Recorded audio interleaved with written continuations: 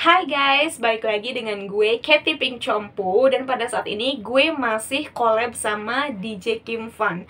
Nah, bagi kalian jangan lupa untuk subscribe channelnya DJ Kim Fun at DJ Kim Fun. Jadi tulisannya biasa aja, DJ KIMVAN. Oke, jangan lupa ya. Aku juga akan tag ke dia. Jadi kalian bisa untuk langsung klik dan subscribe channelnya dia. Nah, di sini gue Katy Pink Chompu, gue juga akan berusaha untuk nge-backup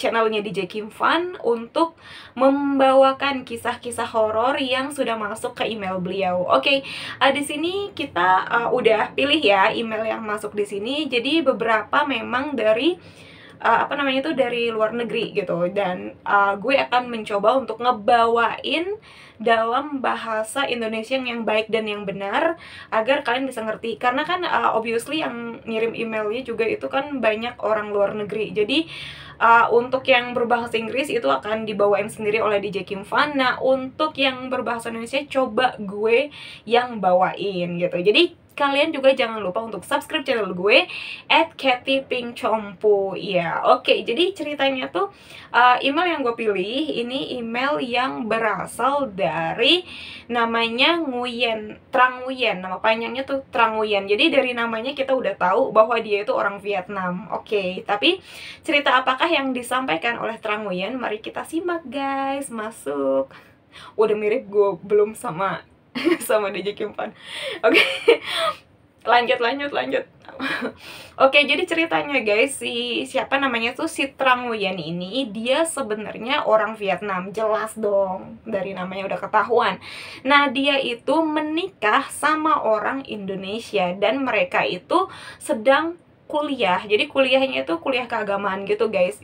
Basically ya mereka, gue sih kurang tahu ya, Trang itu nggak ngasih tahu dia agamanya apa, tapi suaminya itu agamanya Kristen guys. Nah, mereka itu diajaklah untuk pokoknya dia tuh diajak untuk ngikut suaminya di Indonesia gitu guys. Jadi ngikut suaminya ke Indonesia, dan dia istilahnya kayak ikut support lah, atau ikut mengikuti kelas lah, kayak nemenin suaminya gitu, nemenin kelas di sekolah keagamaan tersebut. Nah, di sekolah keagamaan tersebut guys, dia itu memang ditawarin tuh, oh ya udah kamu sekalian aja gitu kan kuliah untuk mengerti agama lah gitu. Cuman si Trang ini mungkin masih berbelah bagi gitu. Berbelah bagi itu artinya kayak antara iya dan tidak gitu. Tapi ya namanya dia tuh kan ngikut suami ya. Jadi gimana ya, kayak maksudnya ya udahlah gitu, namanya ikut suami aja lah gitu.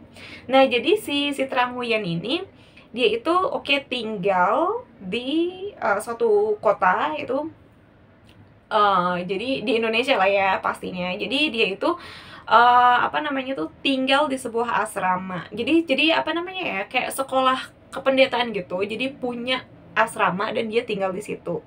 Nah, ya tentunya suaminya juga ya kuliah di situ. Terus suaminya juga kayak ngerangkap jadi kayak jadi staff gitulah di kampus itu. Jadi kampusnya tuh sebenarnya bukan kampus yang besar banget, memang akreditasi tapi nggak gede banget gitu.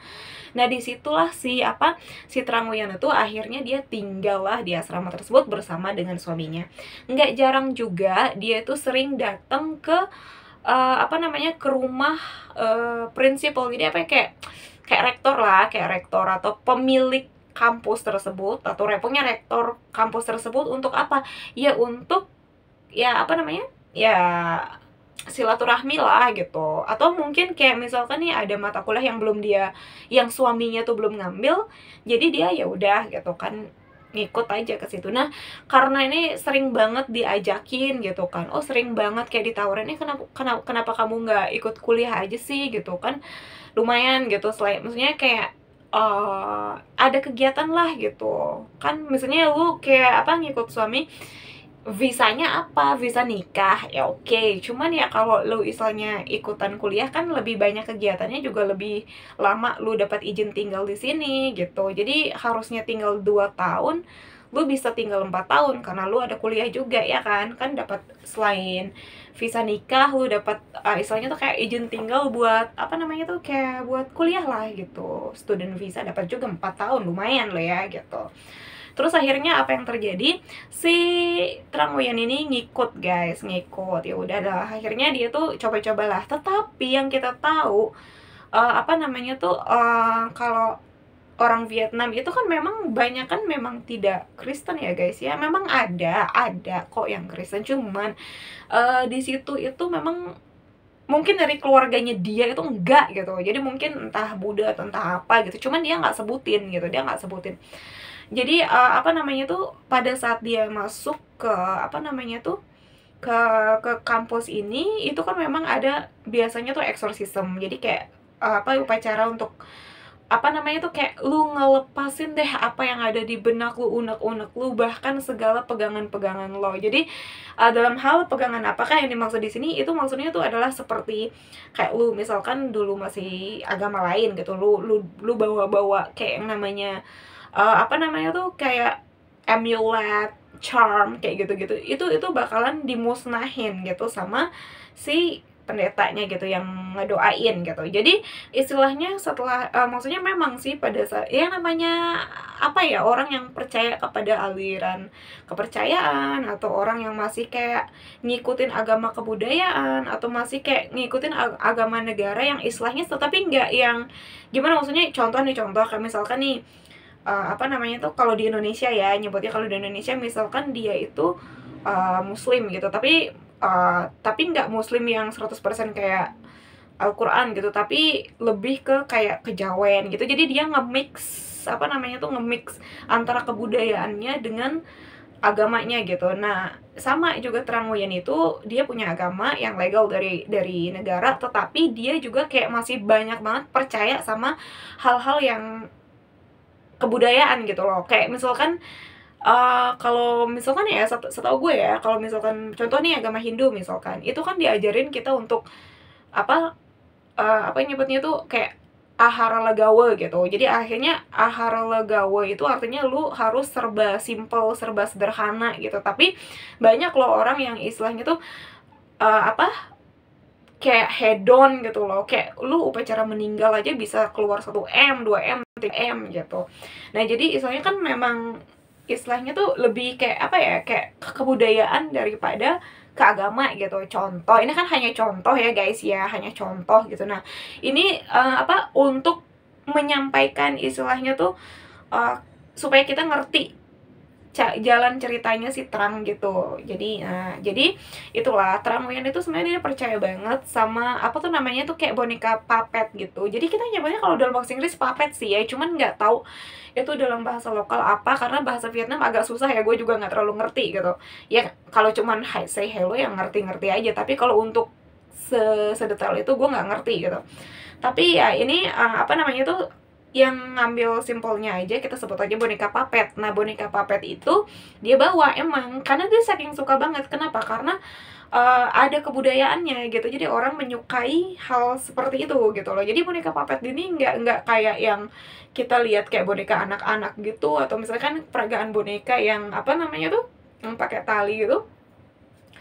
Enggak, ini lebih ke wayang sih kalau menurut gue ya, karena gue dikasih lihat fotonya gitu. Jadi kayak ini lebih kayak ke wayang gitu nggak sih? Tapi wayangnya bukan wayang yang gambar gitu, enggak. Tapi wayangnya lebih kayak boneka gitu loh, kayak wayang boneka gitu. Nah itu dia tuh bawa ke Indonesia ya, dibilangnya itu kayak souvenir aja gitu. Kayak misalkan ya ini dari negara gue suka nih, gue pajang gitu. Ya ibarat kata kayak kita punya sesuatu yang kita suka aja guys ya, kayak ini hobi gue banget ini, gue harus bawa kemana-mana. Kayaknya ya gue sendiri pun ya waktu dari gue kecil, karena gue suka boneka, gue bawa boneka kemana-mana. Sampai koper gue itu isinya boneka doang gitu kan, bukannya isinya baju. Kalau kita mau liburan ya itu isinya boneka. Nah sama dia juga suka banget sama si puppet itu. Jadi boneka puppet itu dibawalah sama dia. Nah yang dia maksudnya bagi dia itu hal yang biasa. Misalkan dalam suatu benda atau dalam puppet itu ada penunggunya, itu bagi dia itu hal yang biasa. Tetapi bagi istilahnya tuh agama suaminya itu adalah hal yang sesuatu yang gak boleh gitu. Nah akhirnya suatu saat ini apa, jadi kan mereka itu pas lagi libur gitu kan, liburan semester, jadi mereka ada kesempatan untuk pulang gitu. Jadi pergilah dia ke rumah suaminya itu gitu, dan mereka bawa lah itu barangnya, kan itu kan memang kesukaannya dia, jadi dia bawa lah gitu kan. Nah pas dia bawa itu yang boneka puppet itu, nah apa, ditaruhnya kan emang di kamar kan, jadi ya memang pada saat itu ya bisa dibilang kayak ya rumah suaminya nggak gede-gede amat gitu. Jadi dan dia juga posisinya suka mau tuh puppet, dibawalah boneka puppet itu ke kamar mereka. Nah kejanggalan-kejanggalannya tuh kayak apa ya, jadi kayak suaminya sih yang pertama merasakan gitu, jadi kayak merasa kok boneka puppetnya tuh sering berpindah tempat gitu loh, kayak sering banget berpindah tempat by itself. Jadi artinya tuh kayak enggak, apa ya namanya ya, kayak enggak ada yang mindahin, tiba-tiba pindah sendiri gitu. Terus sampai pernah tuh mereka berantem kan, kayak boneka gue mana gitu. Terus kayak dicari gitu, tiba-tiba kok udah mindah ke ruang tamu kayak gitu-gitu. Jadi kayak dia tuh kayak mereka tuh sering berantem cuma gara-gara bonekanya mindah, tapi yang mereka tidak tahu adalah boneka itu mindah sendiri gitu. Nah jadi mungkin nggak tahu juga ya, mungkin penunggu si boneka puppet itu dia merasa nggak suka itu tempat, karena kan mungkin itu juga tempat sering dipakai untuk apa ya, kayak untuk berdoa gitu. Jadi kan memang ada kewajiban bagi anak-anak yang sekolah pendeta, meskipun udah nikah sekalipun ya, yang tinggal di asrama ataupun tinggal di rumah masing-masing, itu diwajibkan ada yang namanya mesbah doa. Nah di dalam mesbah doa mereka itu diwajibkan banget untuk doa yang pagi-pagi sama malam sebelum tidur. Nah itu mungkin ya penunggu boneka puppetnya kayak merasa nggak suka atau merasa kepanasan, merasa risih, pokoknya nggak convenient lah untuk dia ada di rumah tersebut. Nah akhirnya memang awalnya kan mereka tuh saling tuduh-menuduh ya gitu, kayak lu ngapain sih naruh boneka di sini gitu, kayak di ruang makan gitu contohnya, kayak ngapain sih lu taruh boneka lu di sini, kayak ganggu banget nggak sih gitu. Terus tiba-tiba tuh ntar lagi ada di teras rumah gitu, jadi si istrinya tuh kayak marah gitu, lu ngebuang boneka gue ya, kok lu taruh boneka gue di depan rumah gitu, ini kan lu tahu harusnya tuh taruh di kamar gitu. Ya pokoknya mereka tuh sering banget kayak berargumen kayak gitulah gitu, cekcok cuman gara-gara boneka itu gitu. Jadi tapi terlalu sering guys, terlalu sering, sampai suatu saat akhirnya si cowoknya itu ya, si suaminya itu ngelihat sendiri boneka itu gerak. Nah disitulah dia baru mengetahui bahwa tuh boneka gerak sendiri. Ya awalnya kan mereka kayak saling nggak percaya gitu kan, lu kali ya, lu kali gitu. Jadi kan berantem terus tiap hari cuman gara-gara itu. Tapi akhirnya karena dia ngelihat sendiri boneka tuh gerak sendiri, ya disitulah dia merasakan ada sesuatu yang sangat nggak bener nih gitu. Nah akhirnya dia ceritalah kepada si pendeta yang di kampusnya dia gitu, untuk ada sesi pelepasan lah, isinya melepaskan roh-roh jahat yang mungkin ada di boneka tersebut.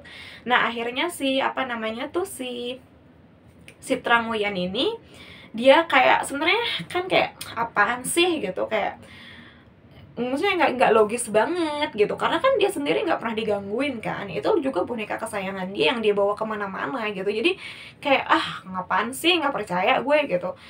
Ya memang dia merasa nggak apa ya, kayak nggak merasa ada apa-apa gitu, tapi kan suaminya ngelihat sendiri, jadi dia nggak percaya gitu, karena ya bukan dia yang mengalami gitu. Jadi dia sering menuduh suaminya aja yang halu gitu, atau suaminya kali yang mindahin terus nggak ngaku biar gue nggak marahin dia gitu. Ya pikirnya sih gitu ya si istrinya itu gitu. Terus akhirnya nggak berapa lama si Tranguyan ini mengalami sendiri. Jadi ketika dia tidur, dia mimpi didatengin orang gitu, didatengin orang. Terus kayak apa ya, kayak misalnya tuh kayak kasih tahu gitu bahwa maksudnya mereka tuh ada pertemuan yang mereka tuh saling cinta gitu, sering ngasih tahu gitu kayak kamu tuh siapa gitu. Dia bilang aku adalah orang yang selalu ngejagain kamu dimanapun kamu berada dan kemanapun kamu pergi, aku selalu sama kamu. Jadi dia merasa kayak siapa sih, lo kan bukan suami gue gitu. Terus dia bilang iya aku selalu sama kamu tapi kamu nggak nyadar, ya aku selalu bersama kamu, coba deh kamu ingat-ingat, katanya gitu. Akhirnya dia kebangun guys. Nah ketika dia kebangun, dia berpikir keras dong, kayak siapa ya yang sering sama gue, siapa gitu. Jadi kayaknya tuh orang familiar banget sama gue, tapi kayak gue nggak tahu dia siapa gitu. Pokoknya dia merasa orang yang hadir di mimpinya itu kayak dia udah kenal lama gitu, cuman dia nggak bisa nge-recognize itu siapa gitu guys. Nah alhasil apa yang terjadi, si Tranguyan ini akhirnya awalnya sih nggak mau cerita ya nggak mau cerita. Nanti kalau ceritain ke suaminya, dia justru malah berantem gitu, kayak lu siapa tuh di mimpi lo gitu, jangan-jangan lu cowok baru ye gitu. Nyoreng nggak mau berantem dong. Jadi Tranguyan itu kan sebenarnya masih kesel ya, cuman permasalahan yang boneka itu. Tapi akhirnya kalau dia cerita lagi masalah yang ini, malah timbul yang baru lagi buat pertengkaran ya kan. Jadi dia bilang nggak mau cerita. Tapi dalam 3 malam berturut-turut dia mimpiin hal yang sama, didatengin sama si sosok itu dan selalu berkata, aku adalah seseorang yang selalu bersama kamu, yang kamu ajak kemana-mana, dan aku menjaga kamu setiap saat, kayak gitu.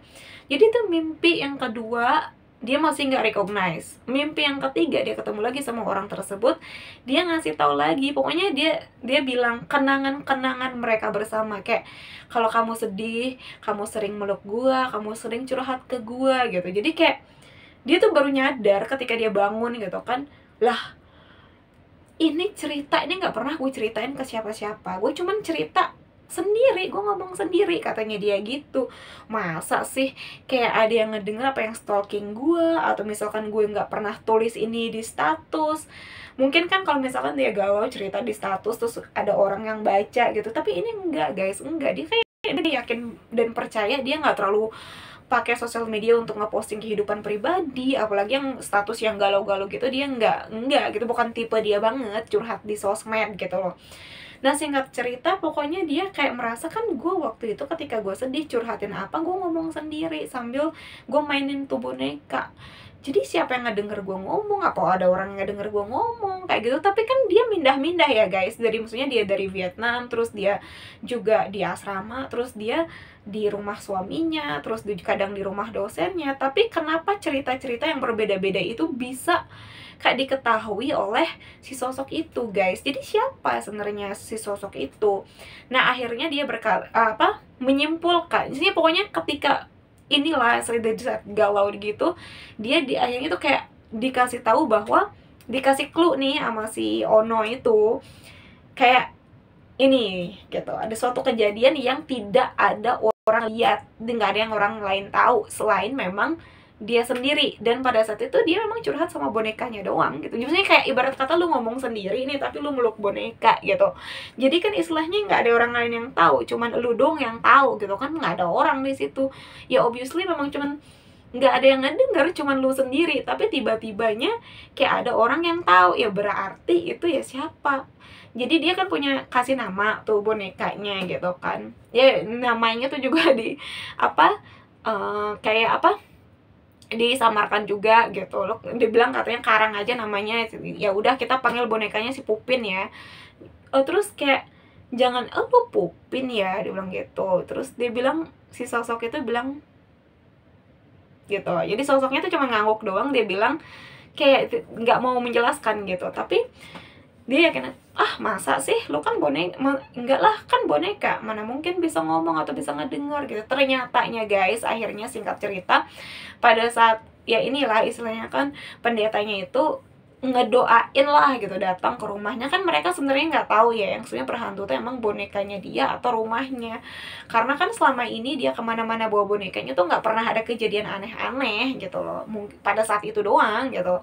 Jadi kan mungkin karena waktu tinggal di asrama, si Tranguyan ini dia kan tinggalnya di kamar cewek ya, jadi sekamar sama cewek-cewek. Dia nggak bercampur sama suaminya ketika tinggal di asrama, karena kan di asrama cewek cowok itu dipisah gitu. Nah ketika dia di rumah suaminya itu kan dia tinggalnya bareng cewek cowok, jadi dia tinggal sama suaminya gitu kan. Jadi itulah yang mungkin membuat sosok yang ada di dalam boneka si Pupin itu marah gitu, cemburu gitu. Nah alhasil apa yang terjadi ketika ada sesi pendoaan atau pelepasan yang kayak eksorsisme gitu, barulah itu mereka kayak diputus hubungan antara si Terang dengan si Pupin itu. Tujuannya adalah mengatakan bahwa ya lu kan dari alam yang berbeda, nggak boleh bersatu. Terus itu yang pertama. Yang kedua ya lu harus merelakan, karena Terang itu udah nikah sama cowok beneran, manusia gitu. Dia nggak mau sebut nama suaminya, tapi dia bilang kayak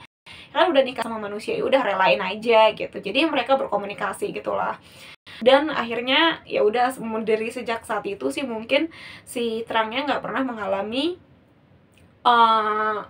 mimpi itu lagi tentang kedatangan si Pupin itu. Jadi Terang itu kayak istilahnya tuh serahin lah bonekanya itu ke si pendetanya itu, terserah mau dibakar atau diapain lah gitu. Jadi supaya dia kayak putus hubungan lah si Terang ini dengan si Pupin. Jadi si Terang ini putus hubungan dengan bonekanya tersebut. Oke guys, pelajaran apa yang bisa kita petik di sini adalah kalau lu boleh cinta sama suatu benda, lu boleh sayang terhadap suatu benda, tapi lu tuh nggak boleh kayak terlalu over banget. Kayak misalkan nih, kayak sebenarnya dalam agama gue juga mengatakan bahwa lu mencintai sesuatu lebih dari mencintai Tuhan itu udah berhala, men. Jadi ketika nih kayak HP lu, ya kan kayak gue nih, gue kan nggak bisa lepas dari HP gue gitu, kayak nggak gue bisa lepas dari sosmed gitu. Tapi maksudnya gini loh, ketika kita ada jam doa dan kita nggak doa, kita harusnya pergi ibadah tapi kita nggak ibadah, dengan kita kayak lebih mengutamakan gue mau sama HP gue aja. Lu harusnya makan, lu nggak makan, lu main HP. Lu harusnya tidur, nggak tidur, lu main HP. Artinya lu udah mendewakan HP tersebut. Yang artinya apa? Lu sudah melakukan, istilahnya itu udah menduakan Tuhan dengan berhala. Jadi HP lu bisa jadi berhala. Nah ini hanya contoh ya guys ya. Ini sebenarnya terserah benda apapun bisa. Kayak lu mencintai diri lu sendiri tuh bisa jadi berhala buat lu gitu. Kayak misalkan nih, lu mencintai makeup, terus makeup itu bisa jadi berhala buat lu gitu. Jadi artinya apapun yang lu cintai lebih dari lu mencintai Tuhan itu udah bertendensi untuk bisa menjadi berhala buat diri lo. Nah itulah cerita yang ingin gue sampaikan. Jangan lupa subscribe channelnya @DJ Kim Fun, dan jangan lupa subscribe gue, Katy Pink Compu. Bye bye.